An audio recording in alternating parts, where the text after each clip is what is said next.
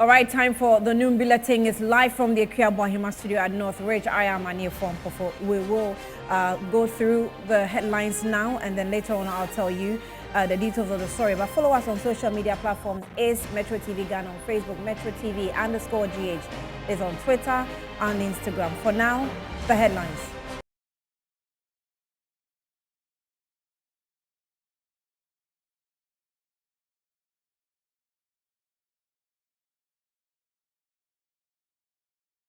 Business operations in Accra grind to a halt as traders close their shops to protest worsening economic conditions. We will be assessing the impact on the economy.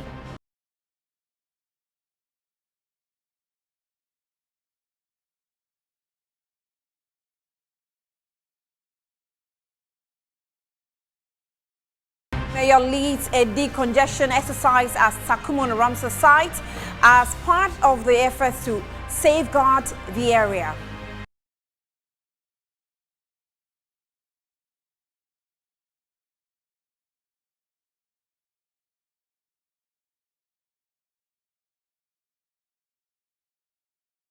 And on the foreign front, Malian forces killed 50 militants in airstrikes conducted in the Tasilit area of northern Kidal region.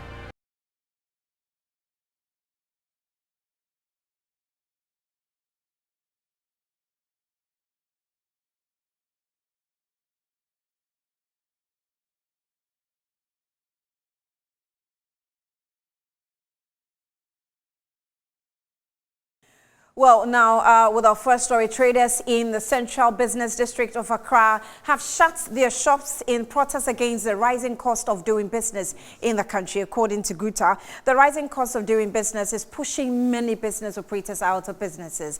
And in the decision by business operators in Accra to shut down their shops, is in line with their counterparts in the Ashanti regional capital, Kumasi, over rising taxes. Well, let's now cross over to my colleague Elvis Ander, who was with the traders earlier on and assessed the impact of the strike on traders and customers as well. He has just given us the details of that. Let's have the video. And this shop that I'm currently in is one of the busiest shops that you can find in the business hub. But today, the place is empty. No buyers here and no one coming to window shop as a result of the Guta strike that was announced yesterday at the conference center to register their displeasure about the fast depreciating rate of the cedi against the dollar. I'm here with the shop owner and we'll find out from her how she is faring with regards to the strike. Metro TV. In particular, to me, actually, Daintia was joining a year strike. No, Guta announcing. Strike in the year joining. The way a dollar na econ, a jumego, and ye sika so say. Ubia sika yekete one in some. So now wo 3,000 Ghana cedis a bit me a mao. By $5,000, $50,000. They say 3,000. Into me, about 30,000. And now, obi wo hoso kra na new manufacturing need a free no. So on ton on physical embra. Wa jinio me wa ton obesesa skana ko. Say o man 100,000 wa ton yo me kra nya 120. Say wo oni biode so di 100,000 akọ nti eka na edi nanim na wiase eka wo se nya ntoma na ye de apamata ade ahye na wapam ne kakra ma aruru nti ye ti wo ye hwe de aban ne betimi ayamaye any Bank of Ghana for any bank managers ekwan ya omodi ye nam so wo Ghana no enye Ghana nkasa wo ho abaji ye adwuma nyina ye Lebanese fo nie Indian fo nie Chinese phone Egypt for crab account, Turkey for account. Omu profit ni nyino BS $100 no de koni krom. O invest wo Ghana. O be trade no nya ne profita. No asesa no de ko. Na Ghana ni onu de CDC be bo no ho abra wa ha no. CDC ni kura wo nya bipo. No de akwaje dollar. Nti e de asem na yewo mi. Ye to aso se ya. Any 1 year cry to a Ghana be to amnem sepum. Ye be collapse. because our one and soon name pa almost says canoe daily. Our black market they call Mukrum. Enti yan check when you na free the Bank of Ghana for auction dollar. Emma go for. Na bank manager says so at the dollar. Emma go for the commission. Now what would the jaw consistency cow banker? Yes, see any foreign exchange. A day na year cost. But I share say a year and then motor to shop no. And can debit to me a business there, but a day what to shop no man. Say unya a year gains for today. Ya boka and kwala no mu ye adwuma say necessary utimi mo musika no de kotodua ne di because say nyom fault say at shop. Unya adwuma bia nanso wo spend it. But this pleasure no say yan so no ntema. Na yan sacrifice e ne kopem say Monday na. Ye nishi ya be na chese kanu de ene de ne de so de e ba ne dos. Wom say eye nyema no enye nyema a ugya to hon ma ebe sei mom nanso se ye hwa senka ubetumi ebie shop ama obi aba beto ade se na ebe a wonso so webie shop am moto ade no wetumi ahye eye ko gyan e wo moma so say weni nje de aban ne aye friend wo brofum say sit down strike ni bi ana say sit down demonstration Omo nto ade no because onipa na gina de ne ho a oton no na wote dollar rate na now would the money 2 cedis say mama say ye de bia to so 2 cedi 50 pesos no we jat wo no ko it is all bebe dwumo medwumo say October mu na ye we anka de Christmas na ebe and so bia ni ho a wo keka ne ho wo ne dwadie mu baby a de gina November December no ho na baby a gina June July in October no ho na ye da so wo. Okay, so I just spoke to the shop owner and she is letting us know that though she's not happy closing her shop today, she has no option than to protest and then register her disagreement and All right, you're welcome back into the studio. So we will definitely give you pictures of what's happening in the market. But my colleague Elvis Ando has successfully joined me here. How was the market this morning? You actually was in a jacket at the market? Yes. Tell me about it. So Annie, honestly, going to the market, today is a Wednesday, but it looks as if it's a weekend, like a Sunday. The whole place is quiet, deserted, nobody in there. You just see traders walking in and around the market and trying to at least look for the nearest shop or any available shop to buy what they are in the market for. It's so surprising that just an activity by Guta as a fraction of Makola market traders would make the place look so quiet. No one is doing anything. Even those that you would see on a normal day, at least maybe selling little items by the roadside, there is no one there. Like headquarters and all those people. There's no one there. The place is quiet. And you know, one thing that struck me was that when I had conversations with some of the shop owners, they told me, yes, their activities give the government a lot of revenue, and today that they are not going to open their shop, the government is going to make a lot of losses, a lot. Oh, because of the taxes they pay. Taxes, and then these Kayaye also pay tax, some little taxes to the AMA and all these various people or stakeholders who take little taxes from the buyers and then the sellers. So the place is actually very what dry. I was thinking, okay, if you have money, you've gone to buy your goods and you're selling and you have decided not to sell, how is that my business? Yes, this is where they say that, fine, it is not your business because it is not the government's business, but at the end of the day, the government is going to get affected because they don't trade in perishable goods. Like tomato that would get rotten within a few days or something. Theirs is shoes, bags, dresses, and all that. What they are trying to tell government is that government at least reduce the dollar rate and also stabilize the cedi and block all the Goro boys, that's the black market. Block them from yes, at least. I heard Victoria, that's her name, right? Yes, I heard her talk about. He said, she told me that when they go out there, they see the China people coming in with foreigners. The foreigners coming in with bulk money, and then they go to the various banks and go and do what? Do a little bit of changing into their currency and then transfer it to their country, and that is affecting them. And when the black market guys also come in, the various banks are able to give them the exchange rate without taking into consideration the Ghanaian who is also doing same business, and it's affecting them. Now, I spoke to some Kayais, and let's just listen to what they also had to say, because they were affected. A view of how the market actually looks Exactly. like. Okay. Just look at this shop, very dry. Nobody is selling, none of the shops. Even there is a guy who came in and said he's coming to buy suit for his wedding on Saturday. Oh. And I'm sorry, but that sounds funny. No, but that is the reality on the ground. No, it's funny, but that's the reality on the ground. His wedding is on Saturday. On Saturday. He's now coming to buy his suit. Yes. Okay, I guess men are a little not like ladies. Ladies. But okay, so there's a problem with repatriation. They're watching Chinese men repatriate monies they have accrued in Ghana outside. They're watching even our own businessmen trade with black markets while they will take their monies to the banks to change. That's if they want to change from dollars into cedis, they will take it to the bank. So it also affects them.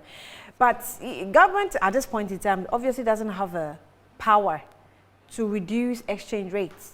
Now, to them, their concern is that should government block the Goro boys or the black market guys, automatically they will be able to improve on the situation at the moment, because they feel the black market guys have been able to hoard a lot of the dollar. And so once the dollar shoots up, then they also come in and cash in. And that will be to their detriment, because they at that time will be in need of it. So I asked one of them that, okay, fine, the black market guys not helping you, because forex bureaus I know close around 6. So if they close around 6 and you get to where you want to do your exchange like rates and do whatever you want to do, the black market guys are also there to help you. They said no. Sometimes when they do the exchange ratings for them and do the let me say the currency changes for them, what happens is that they come later to rob them. Once they leave their premises or their area, amount of money. Exactly. Okay. So they are not safe, and also the dollar is biting hard on their business. Okay, that makes a lot of sense. But let's take the Kaye conversation that you had. Yes, Elio. Buy no, obian ni market ha. Ejuma no krampo eni hobium. Sisi a uba unye ejuma ye. Obetin sa obian tohwe. Nema no so omo se omo atotom. Nti uba obetin sa unye hwen nkofie. Ejuma no kra ye dimme. Ye buy nso ya yentimi nye ejuma bia ye nyina ye ti ho ye nye sika yentimi mfa sika nko ekro. Now, Oba, you know, say your announcement say, and on better to shop. What's your now want it? Yante she so ye baby I send ye ni TV ye ni bibia say ye kiosk na ye dim nti yes ye nti she see our bar money juma bia you know then I'll be All right, so that's just a brief of conversation. We'll show maybe later on, subsequent bulletins will have a full version. Was the market clean? Oh, the market was not clean. It was not clean. Pure water rubber. Like you know why everywhere. I'm asking you? Because I see you are in Zoom Lion brooch, and I'm wondering why. Well, I'm preaching Zoom Lion to them. Okay, I guess you spent some time to clean the market.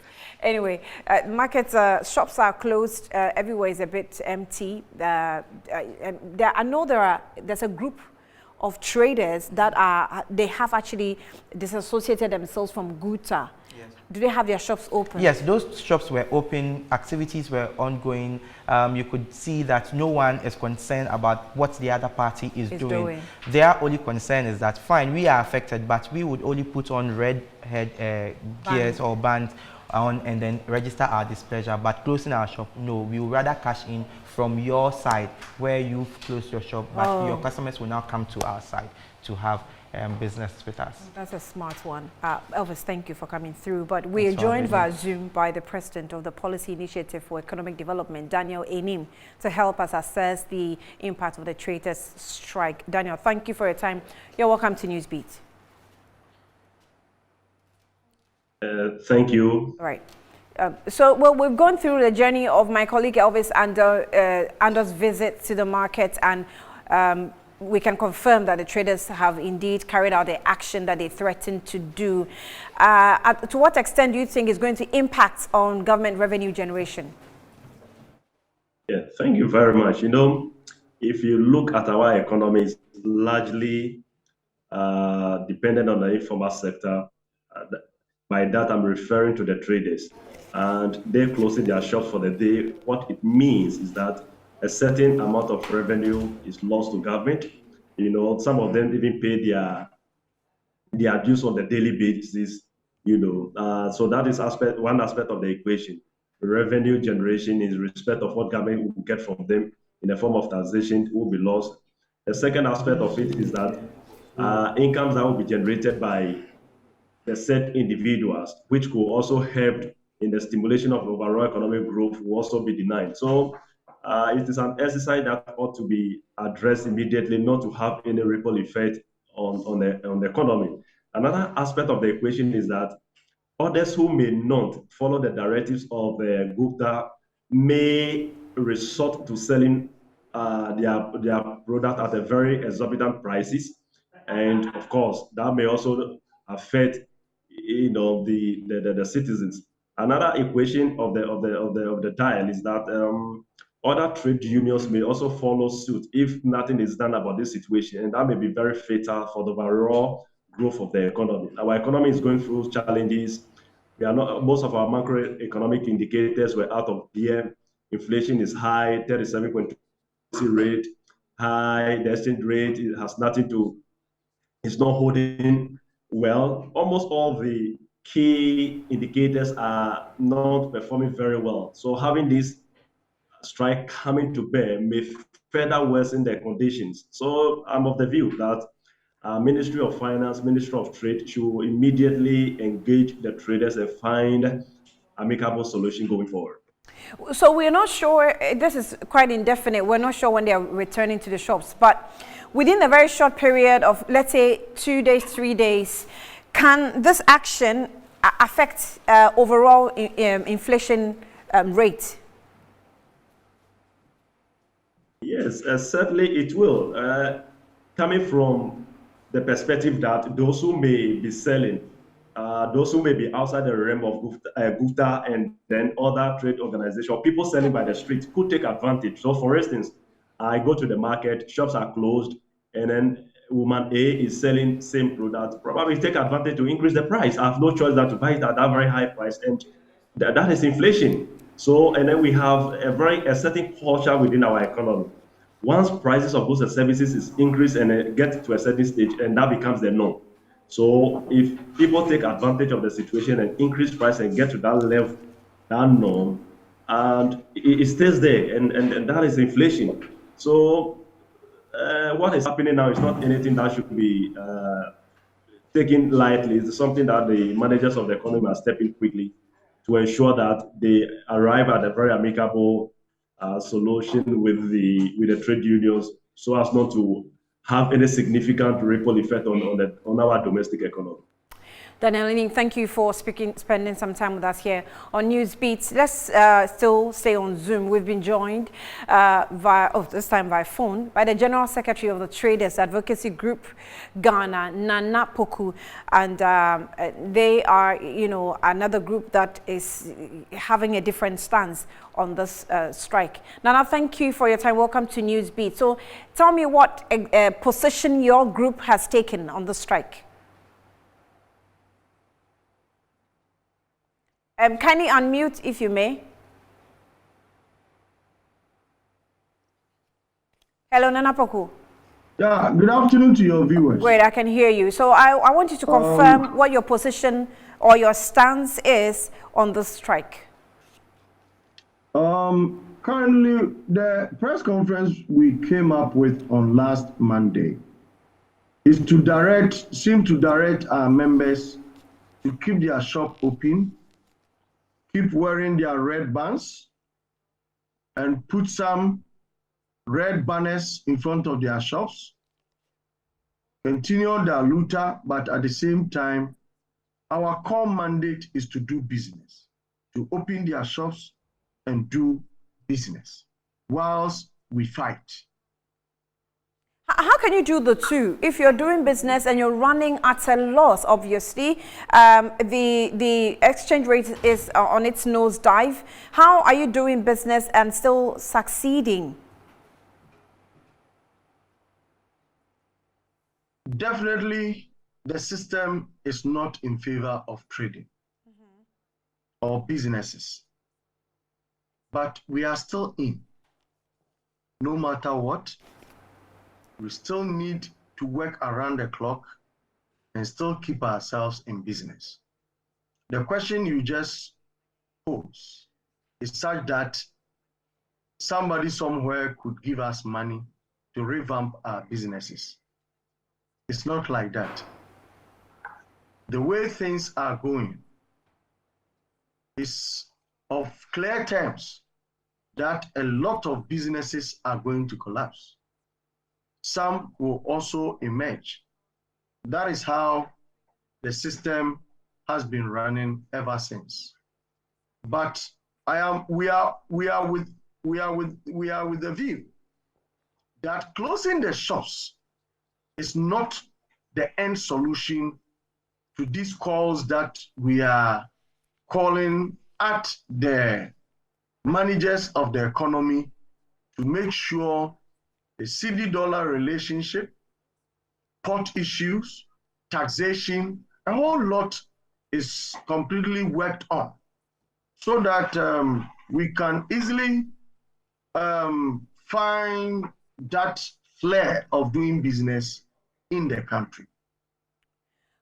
So there's been some analysis on the action taken by GUTA, which are analysts that I spoke with a few minutes ago, who says that it is very possible that shops that are still open, like from your group side, will cash in into the action of the strike and therefore are likely to increase prices, which will eventually also affect the general exchange rate at the macro level. Is that true? Is that what you're going to do? If that's not true, what will happen? Your analyst you spoke to on one hand is right.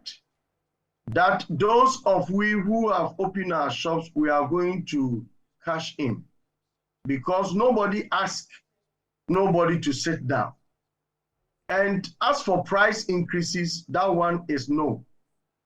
The leadership of Traders Advocacy Group Ghana will not sit down for any member of this group go wayward in a way of putting unreasonable or unreasonable pricing in the market. We will not allow that. And our people will also not do that. But as we know, and the things are happening, it is not in the interest of the trader to take such a decision. Because if you do that, as my protocol officer said, you are doing a disservice to your own self. You will lose, government will lose, and at the end of the day, remember, government is using your taxpayers' money to fund itself. But you are going for a loan to do your business. In this regard, who is going to lose? We are not saying that striking is not the best. It's of the right course. Our people have understood the fact that we will put our red bands in our shops, try as much as possible to echo our frustrations to the managers of the economy in a very, very, very modern way. The years of closing shop to agitate is over. If anybody tells you that it can work today, oh, my sister, it's not real. Right. Nana Poku, we are grateful for your time this afternoon, and he's actually the secretary for TAG, the different association that is carrying out the demonstration in a different manner. They have their shops opened and have their red bands on, demonstrating to government that we still want you to do something about the business environment. Now, government spokesperson Erica Mwakochum believes the decision by GUTA members to close their shops is not the way to go. We also have issues with the implementation of a new tax rate and all that. But I believe that these are things that can be discussed. I mean, you can find a middle ground once you sit around the table and dialogue so that we can find solutions to these things. One of the things that I know is that every decision that is taken by government has repercussions and has implications. For example, when government started with Guta and decided to reduce the benchmark values by 50% and 30% for vehicles, AGI were unhappy about it because they felt that then there was no coherence in the policy that was being activated by government. So regardless of what decision that you take as a government, you definitely have certain group of persons who would be impacted negatively. And that's the reason why sometimes these decisions are supposed to be holistic in nature. I believe that all is not lost yet. We can still get around the table with Guta to have discussions on the way forward. Of course, I mean, most of the things that they are talking about are basically public knowledge and they have actually expressed them. And so what it means is that we would have to take these issues one by one and find solutions to that. Let's see how government is going to work on that and how long this is going to last. But we'll give you the 3 facts about the World Cup approaching, as we've been doing on Metro News. And our first fact is India bailed on the World Cup because they couldn't play barefoot. The second fact is only 8 countries have won the World Cup. Only 8.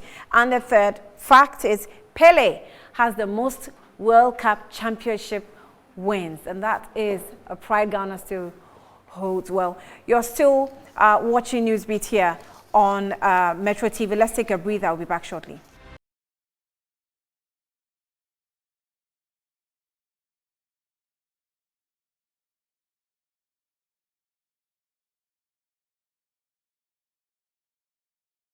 Welcome back to Newsbeat here on Metro TV. Let's do some more stories now. The ongoing decongestion exercise is currently happening in Tema West constituency. Earlier, the exercise was halted as some residents alleged political interference. Metro News' Shadrach Odamiajari reports that the exercise has resumed, and he joins me live for some updates. Shadrach, thank you for your time. So take us through what has happened. We know that you have visited the Ramsey site. What exactly is going on? So, Annie, like it was promised by the regional minister together with some traditional leaders who met yesterday, it was the decongestion exercise was supposed to start here at the Ramsey site here at Sakumono today on Wednesday. And apparently once they started in the morning, there was some hiccups which caused them to halt the exercise in the morning. And after the security apparatus, he had to rest for a while so that everything will be put in order, then they would subsequently continue with their work. But around that period, the information we were picking on the ground was the whole thing about order from above came in. Some residents also pointed fingers to the traditional authorities around Klagon. Other members also pointed fingers at the NPP chairman here in Klagon. So there were lots of speculations or agitations and then some suspicions on the ground. But eventually the regional minister, Henry Quartey, also came around to debunk the claims of political interference. According to him, there is nothing like order from above. There is no interference from anywhere, but it's actually in phases. The decongestion exercise is in phases. So it's starting with fence walls around or fence walls located in the waterlogged areas. And then subsequently, there will be a proper assessment where some buildings that are also demarcated or shown to be in some waterlogged areas will also be decongested. So now the main decongestion exercise is supposed to be carried out in the core. For the Ramsey site and wetlands, you have 3 categories. You have the core, you you have the transitions, and then the buffer. So the main decongestion exercises is centered around any illegal structure in the core and then also in the buffer. So today it's just on the fence. Fence wall located in waterlogged areas on the Ramsar site, and then subsequently, maybe from tomorrow, the 20th of October, they will begin moving in to demolish or decongest the whole place around the core, and then the buffers. But so far, once the second batch came in, or they went to rest and then started the decongestion again, it has been peaceful and then successful. Most of the illegal structures or the fence we have here have been decongested or demolished, and we are awaiting what comes up in the subsequent days. Shakra Odamia Ijare coming through from the Sakumono Ramses site. We'll be following up as the Operation Clean Your Frontage continues. It's going to be lasting for about 3 months. We'll bring you updates later. Work on Tamale Integrated Recycling and Composite plant is progressing steadily and expected to be completed next year. The facility, when fully operational, will have the capacity to recycle over 400 tons of solid and 1,000 cubic meters of liquid waste. Abdallah Mohammed has been speaking to the regional manager of the Zoomlion Ghana Limited on the project. Integrated Recycling and Compost Plant is one of 16 compost plants being constructed by the Jospon Group of companies to help in the waste management agenda. Today we are here at the facility to inspect the percentage of work done and when we expect that this particular facility would be fully operationalized. I would now invite the regional manager of Zoomlion Ghana Limited, Mr. Peter Dawuni, to explain to us and make us get an understanding of the level of work which has been done so far. You are live on Metro TV, Mr. Dawuni. Help us appreciate the work you are doing here at the Tamale Integrated Recycling and Compost Plant. As you can see, the facility is almost completed in terms of the civil works. The idea behind this is for us to further manage the waste that we generate from our environment. If you look at the zone of influence in terms of waste management practices, this facility is strategically positioned to deal with waste that will be coming from the surrounding MMDAs around the Tamale area. So this includes the Tamale Metro, Sanarugu, Tolong, Kumbungu, and other surrounding areas. And so we're hoping that between now until the end of first quarter next year, the facility would have been completed for production to start. As we see, the civil work is almost done. The plant itself is in the process of being conveyed to Tamale for installation. And once that is done, then of course the project will be set for production to start. From other regions, that's the Ahafo regions and the Ashanti region, to also get an understanding of the level of work being done on those particular recycling plants before we eventually get to the Greater Accra region. From the Tamale Recycling Compost Plant under the Jospon Group of companies, this has been Abdallah Mohammed reporting for Metro News in Accra. Now, the Ghana's 1992 constitution sets no ceiling to the number of justices that may be appointed to the Supreme Court. Article 128 Clause 1 only prescribes a minimum number of 9 justices in addition to the Chief Justice. Over 9 years, there have been conversations about the president packing the courts. Some have argued that there should be a ceiling on Supreme Court judges' appointments unless there's a vacancy through death or retirement. Now, others also believe it will save the country some money. Xavier Kuje is a public relations officer for the Ghana Bar Association, and he joins me via Zoom for a conversation. Xavier, thank you for your time. You're welcome to Newsbeat. So when you take the United States, for instance, there are 9 judges of the Supreme Court. Do we need as many as 13 judges or justices for the Supreme Court in Ghana if we have to do this comparison? Thank you very much, and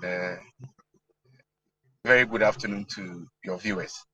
The Constitution as it stands now we haven't changed it, so we still have to go. But what I can say is that I think so far we've been managing it because my checks revealed that we've not done more than 16 or so judges at the time before. But I would advocate that we cap it. For the purpose of correction, we've not done more than 14 before. We've not done a total of 16. I stand to be corrected, but I think that we've not done more than 16 before, a total of 16 at the time before. But I'll go for capping because we can't leave it forever open-ended. It may get abused or open itself to abuse. Because a president may come in one day and say, okay, the law allows me, for me, whether people are retiring or not, I still have to add on to the numbers because there's no ceiling. As you rightly said, it is only the minimum that is provided for 9 in addition to the Chief Justice. So going forward, I would suggest that we try and see if we can cap it. Of course, taking into account the volume of work that will be available because now many more cases are going on appeal. But we still need to do something about it. Is there many more cases that's going for appeal that is causing us to pack the judge, the courts? Because it's been years since this conversation actually started, and doesn't look like anything is being done about it. I think I will not attribute it to the volume of work. Normally, what happens is that if judges, one way or the other, are unable to perform their functions, maybe by way of retirement or by way of death, then they need to be replaced. So many times the appointments are made in anticipation of the retirement of a number of judges. But what I'm saying is that we cannot leave it just like that because somebody may come and go outside of the convention and say, look, for me, I'm even going to appoint more, whether people are retiring or not, because the law allows it, the constitution allows it. So I would suggest that going forward, we should look at the way of capping it. Whether the discussion has been ongoing or not, it's not too late to reconsider the position and look at it. So what can we do to facilitate these suggestions that's coming, since you even say you're supporting coming from the GBA's angle? Well, I think there is a constitutional review that we have to look at because there's been many attempts or some attempts to review the constitution. But I can tell you, for me, personally, I don't think we'll be serious about it because what happens to the report that was produced during Professor Mills' time is still on the shelves. Right. And you see, so we have to go back to those things and look at them because we can't keep it this way. The law, yeah, we made a constitution. So if the exigencies of the time do not really help us, we have to go back and change the law. Right, Xavier Kudjo, thank you for speaking to us here on Metro TV. We'll get back to you as the conversation actually progresses. Now, the man who has a responsibility of explaining everything that's happening within the economy and its pressures is with me in the studio, Winston Taki. You're welcome. Good afternoon. Good afternoon, Annie. Now, the prices of wholesale products have gone up by inflation, and that and more right after this.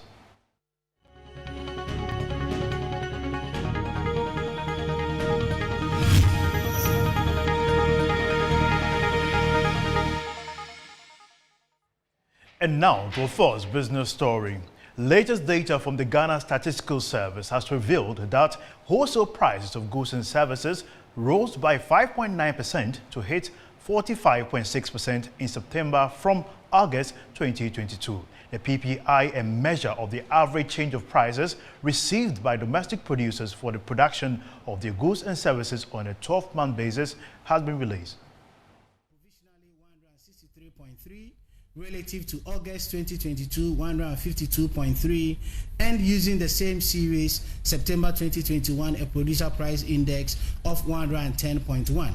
Given these producer price indices, the year-on-year producer inflation, that is prices from the factory gate perspective for all goods and services for the month of September 2022 stood at 45.5%. This literally means that averagely, general prices of goods and services from the producer's perspective, from the firm's perspective, have gone up by 45.5% between the months of September 2021 and September 2022.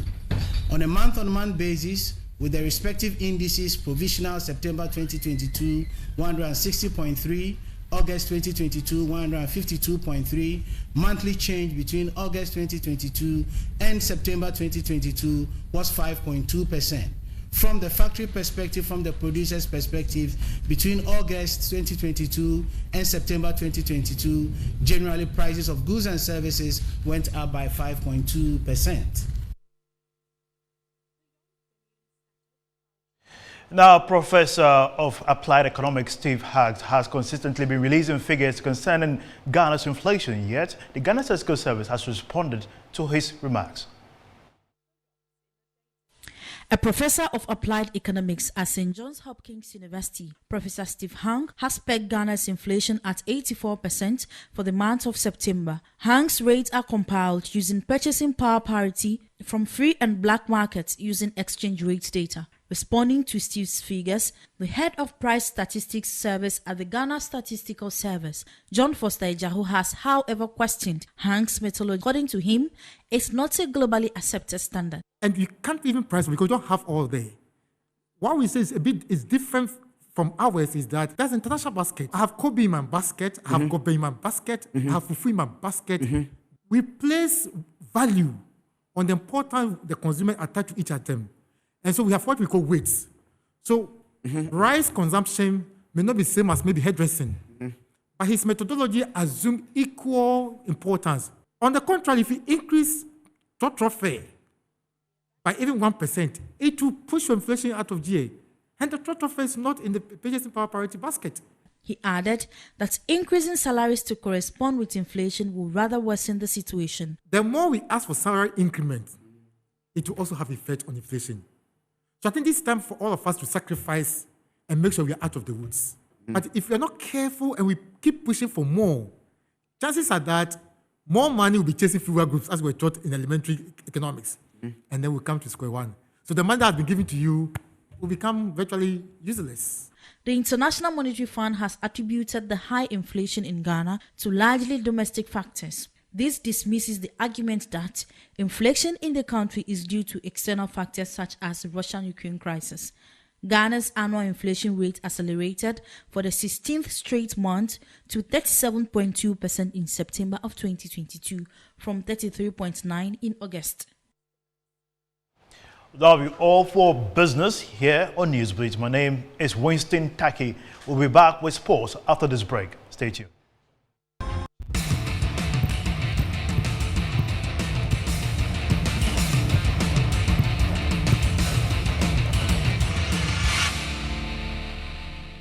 It's 48 past 12 here in Accra. My name is Phil John Quarter. Let's focus on build-up to the World Cup with 32 days to go. As captain of the Black Stars, Ajamajan says that the Black Stars must adopt a particular system in order to make an impact at the World Cup in Qatar.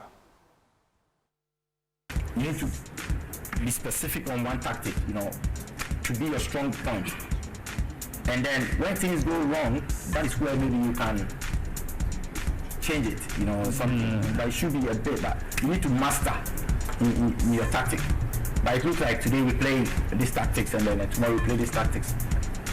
It's like, although it's a training match, we are testing players, but it should be one specific tactic that we can master it. And then when we go on the field, we know what we are doing.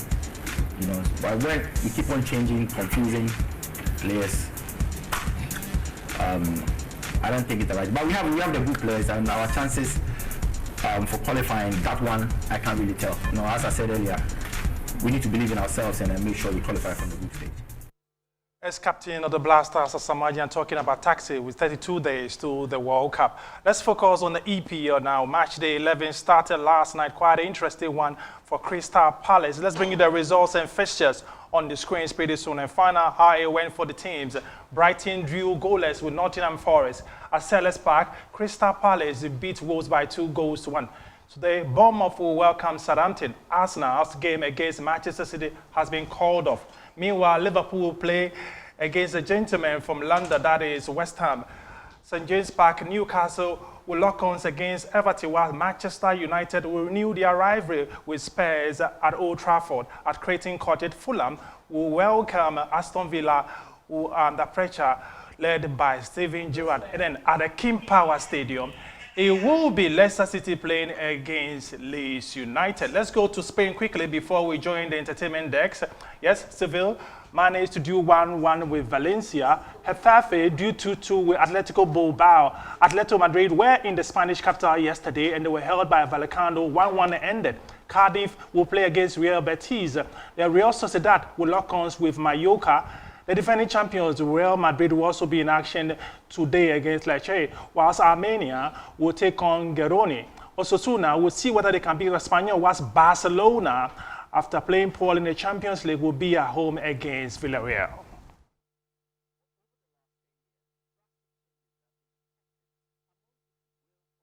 But that's your midday sports. My name is Phil John Quarter. Yaya is standing by for the latest in entertainment.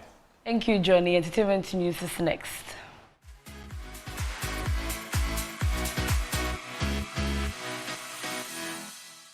My name is Nanaya Tanobwache. Now, UK-based Ghanaian rapper Michael Ebenezer Kwejo Oware Owua Jr., known professionally as Stormzy, has announced that his third studio album is set to be released on November 25th. Titled This Is What I Mean, is a 12-track masterpiece.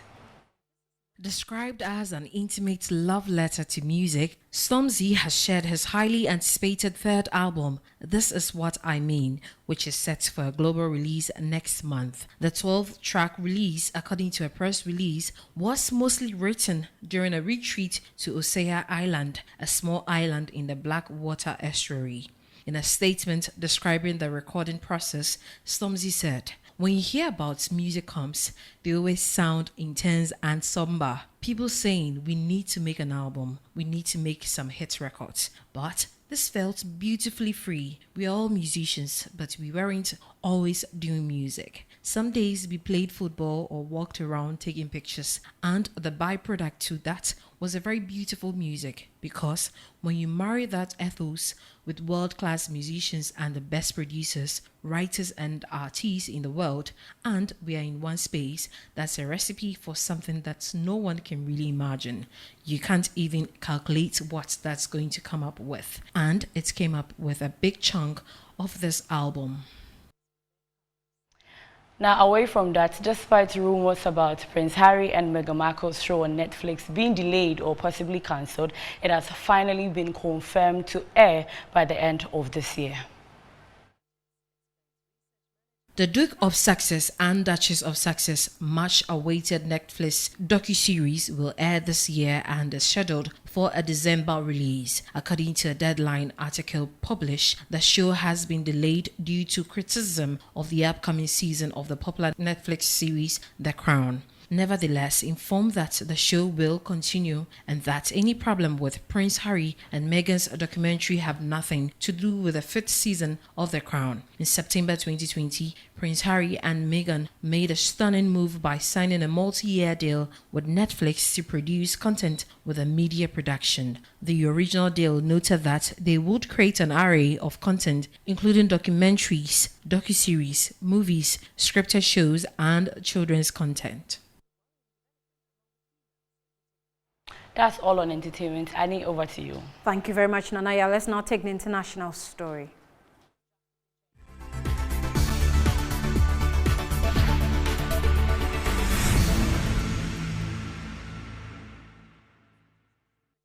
Now, on the international front, Malian forces killed 50 militants in airstrikes conducted in the Tessalit area in northern Kigali, Kidal region. Hits a UN peacekeeping convoy, killing 4 Chadian soldiers and injuring 2 others. The commander in charge of the Gao zone, Colonel Ibrahim Somasa, has urged the residents in the area to resume normal activities. An attempt by Labour to ban fracking has been turned into a confidence vote in Liz Truss government. Labour wants to use a vote in Parliament on Wednesday afternoon to force the introduction of a draft law to ban the extraction of shale gas. But the government has told Tory MPs they must vote against Labour, saying we simply cannot allow this. Tens of thousands of civilians and Russian-appointed officials are being moved out of Ukraine's southern Kherson region. This comes after a Russian-installed official, Kirill Stremusov, warned Kherson residents that Ukrainian forces would launch an assault on the city in the very near future. He advised that the residents should move as quickly as possible to the left bank. All right, that's all time will allow us this afternoon on Newsbeat. But before we go, we'll take a closer look at the headlines again.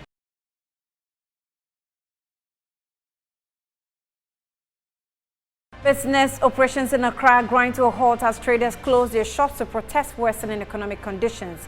And we brought you various reports from also groups that have their shops opened but still are protesting.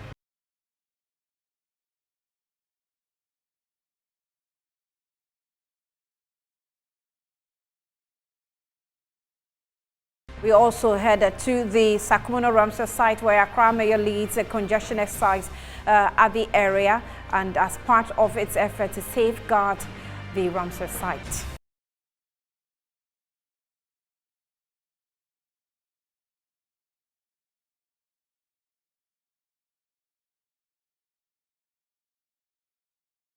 And also on the foreign front, Malian forces killed 50 militants in airstrikes conducted in the Tessalit area in northern Kaidal region.